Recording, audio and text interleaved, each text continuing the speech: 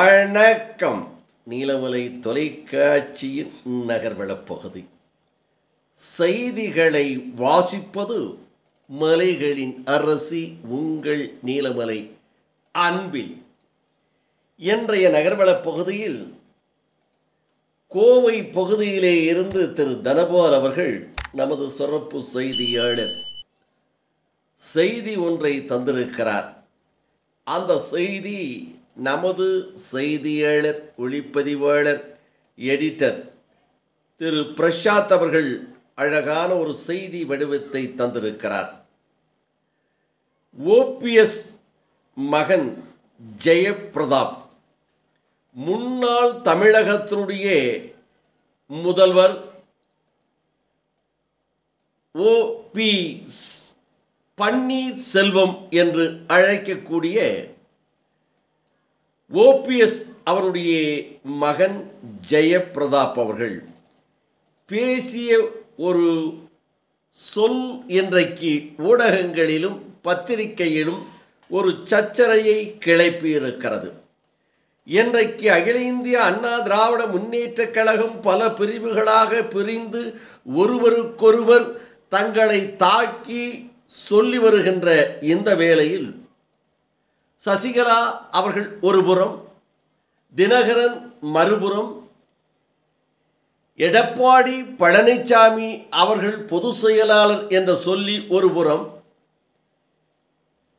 ஓ பன்னீர்செல்வம் அவர்கள் மறுபுறம் என்று இன்றைக்கு அண்ணா திராவிட முன்னேற்றக் கழகம் புரட்சி தலைவர் பொன்மனச் செம்மல் கொடுத்து கொடுத்து கரம் சிவந்த எங்கள் தங்கம் எம்ஜிஆர் அவர்கள் 1972 ஆரம்பிக்கப்பட்ட வெற்றி கழகமாக தமிழகத்தில் 10 ஆண்டுகள் அவர் தலைமையிலும், புரட்சி தலைவி அம்மா அவர்கள் தலைமையில் 3 முறையும், எடப்பாடி பழனிசாமி ஓபிஎஸ் இவருடைய தலைமையிலும் அகில இந்திய அண்ணா திராவிட முன்னேற்றக் கழகம் தமிழகத்தினுடைய ஆட்சி கட்டிலே அமர்ந்து தமிழக மக்கள் அழகு பார்த்தார்கள்.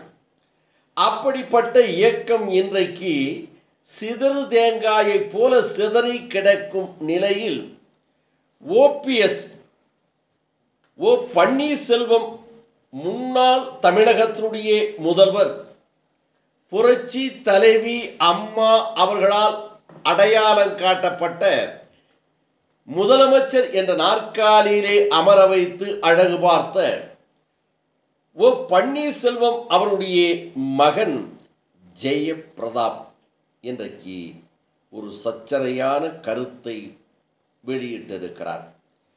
தேசிய அளவில் திமுக அபார வளர்ச்சியை பெற்றிருக்கிறது. டிஎம்கே திராவிட முன்னேற்றக் கழகம் தேசிய அளவில் அபாரமான வளர்ச்சியை அடைந்துள்ளதாகவும்,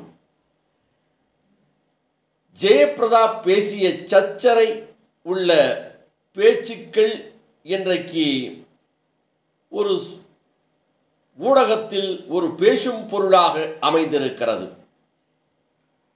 எடப்பாடி பழனிசாமி அவர்கள் சூழ்ச்சி துரோகத்தால் ஏடிஎம்கே அகில இந்திய அண்ணா திராவிட முன்னேற்றக் கழகம் சரிவை கண்டுகொண்டுள்ளது என்றும் 20% வாக்குகளை இழந்துவிட்டதாகவும் கூறியுள்ளார். இதனிடையே அகில இந்திய அண்ணா திராவிட முன்னேற்றக் கழகத்தினுடைய தலைமைக்கு வருவதற்காக முன்னாள் முதலமைச்சர் ஓ பன்னீர்செல்வம் அவர்கள் முயன்று வருகின்ற வேளையில் அவருடைய மகன் திராவிட முன்னேற்றக் கழகத்தில் சேருவதற்காக இப்படி பேசி வருவதாக அகில இந்திய அண்ணா திராவிட முன்னேற்றக் கழகத்தைச் சேர்ந்தவர்கள் பலரும் இதை தெரிவித்து பத்திரிகையிலும் ஊடகங்களிலும் செய்தி வடிவங்கள் கொடுத்து வருகிறார்கள் என்ற தகவலை கோவையிலே இருந்து நமது சிறப்பு செய்தியாளர் தனபால் அவர்கள் தந்திருக்கிறார். அனைத்திந்திய அண்ணா திராவிட முன்னேற்ற கழகத்தினுடைய அனைத்து உண்மை தொண்டர்களுக்கும் எனது அன்பார்ந்த வணக்கங்கள்.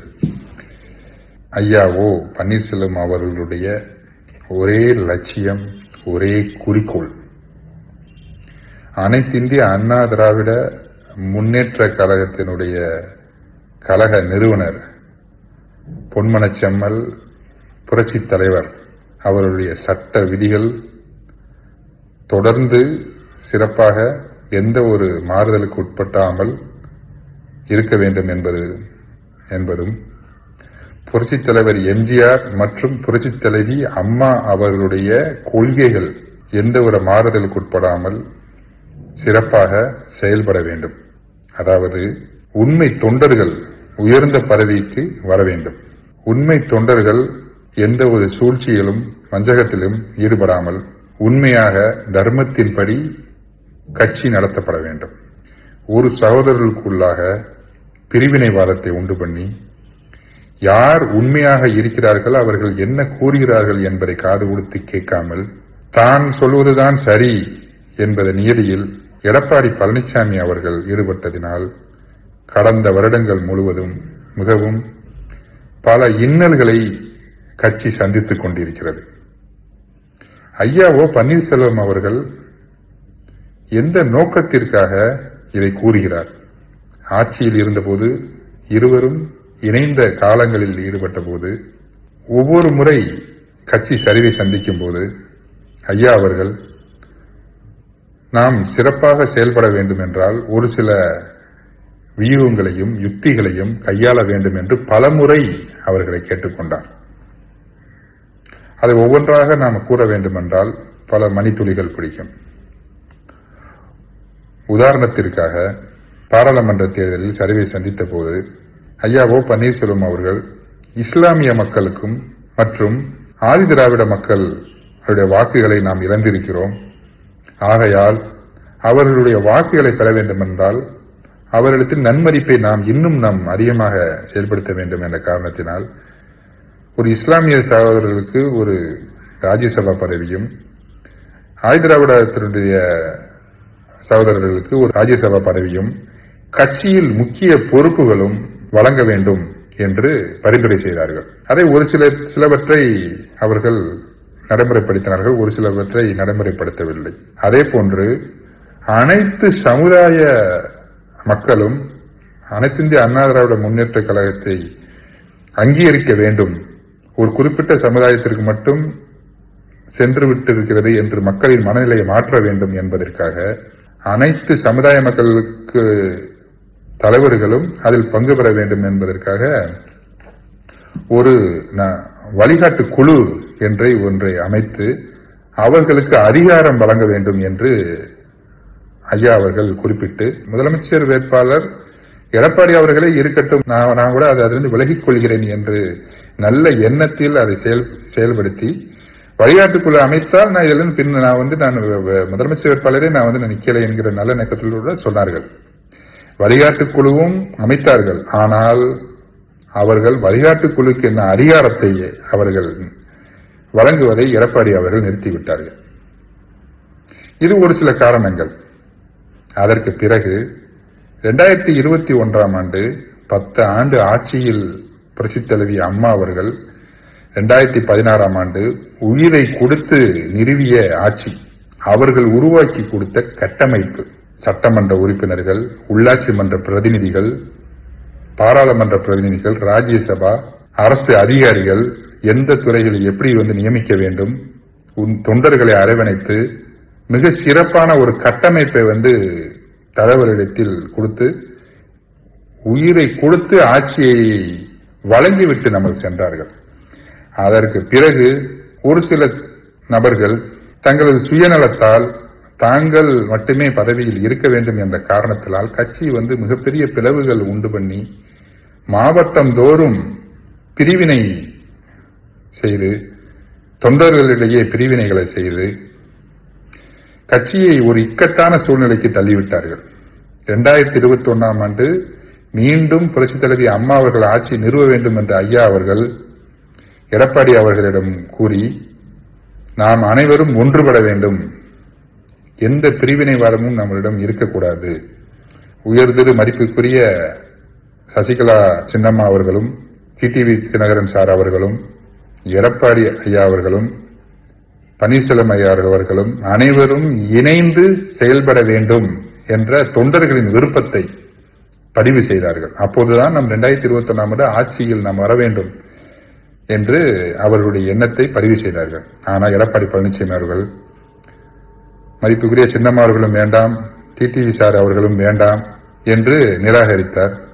அதற்கு பிறகு கூட்டணி கட்சிகளை சேர்ந்த தேமுதிக வந்தால் நம்மளது ஆட்சி நன்றாக இருக்கும், அதே போன்று கிருஷ்ணசாமி அவர்களும் இருந்தால் நன்றாக இருக்கும் என்று ஐயா அவர்கள் விருப்பப்பட்டார்கள்.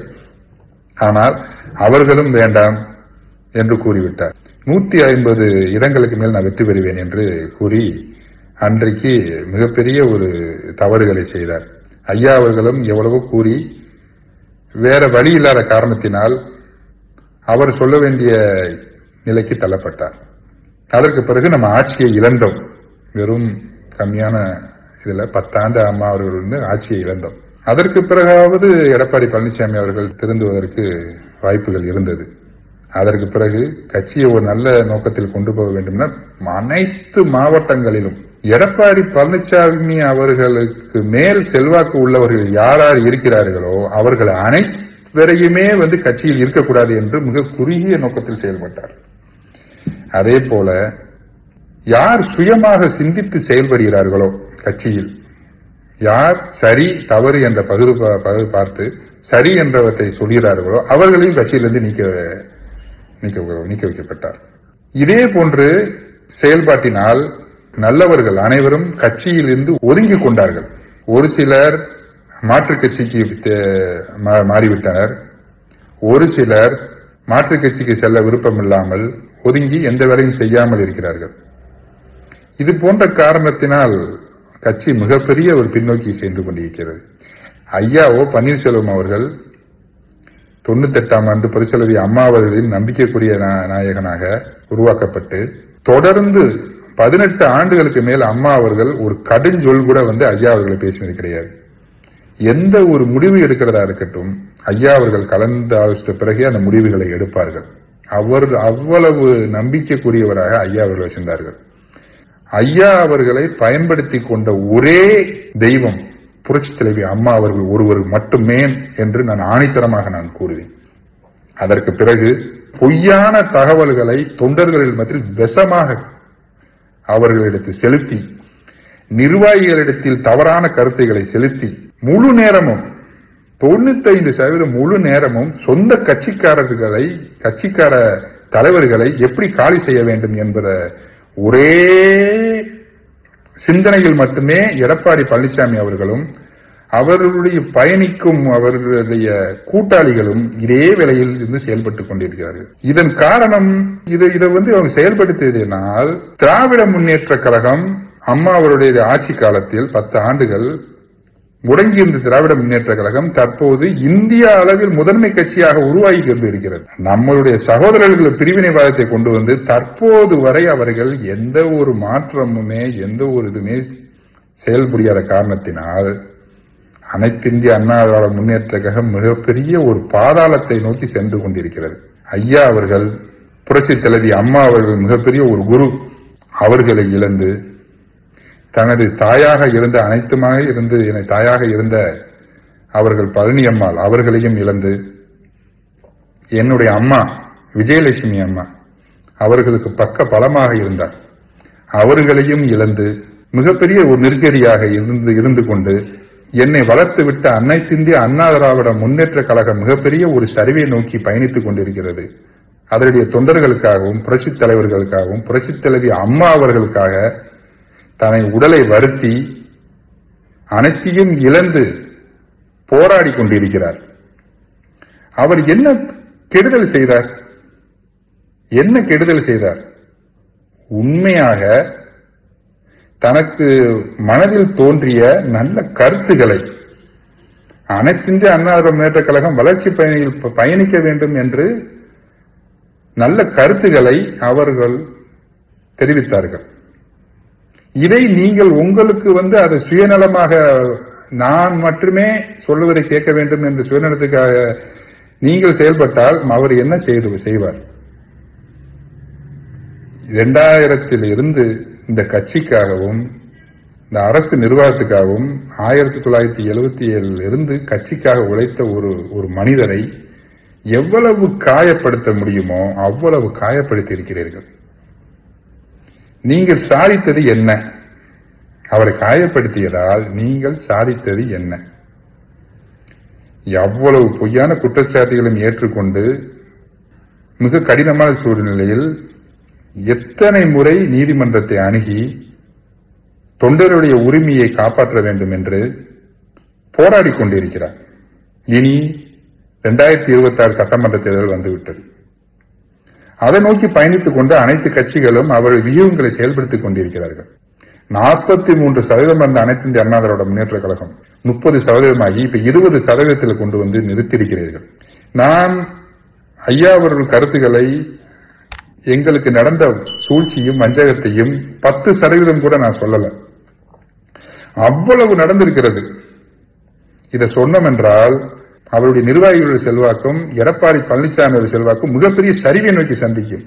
எங்களுடைய ஒரே நோக்கம் அனைத்து இந்திய அண்ணா திராவிட முன்னேற்ற கழகம் ஆட்சியில் அமர வேண்டும். உண்மை தொண்டர்கள் உள்ளாட்சி மன்ற பிரதிநிதிகளாக உருவாக்கப்பட வேண்டும். நிர்வாகிகள் சட்டமன்ற உறுப்பினர்களாக பாராளுமன்ற உறுப்பினராக இருந்து மக்கள் சேவைகளை செய்ய வேண்டும் என்பது மட்டுமே எங்களுடைய முக்கிய குறிக்கோள் என்பதை அனைவரும் உணர வேண்டும் என்பதை கேட்டுக்கொண்டு இனி வரும் காலங்களில் அனைத்து தலைவர்களும் தங்களின் மனசாட்சியின்படி செயல்பட வேண்டும் என்று 25 ஆண்டு காலமாக ஒரு உறுப்பினராக உண்மை தொண்டனாக உங்களை தாழ்மையுடன் நான் கேட்டுக்கொள்கிறேன். நன்றி, வணக்கம். இதை ஒரு செய்தி வடிவமாக எந்தெந்த இடத்திலே எந்த காட்சிகளை போட வேண்டும் என்று அழகாக அற்புதமாக போட்டி செய்தி வடிவம் தந்திருக்கிறார் நமது செய்தியாளர் ஒளிப்பதிவாளர் திரு பிரசாத் அவர்கள் என்று சொல்லி, இதுபோன்ற நகர்வலத்தை உங்கள் நீலமலை தொலைக்காட்சியிலும் உங்கள் நீலமலை தொலைக்காட்சி யூடியூப் பகுதியிலும் கண்டு மகிழுங்கள் என்று தெரிவித்து நகர்வள பகுதியில் நமது செய்தியாளர்களோடு வணக்கம் கூறி விடைபெறுவது என்றென்று உங்கள் நீலமலை அன்பில்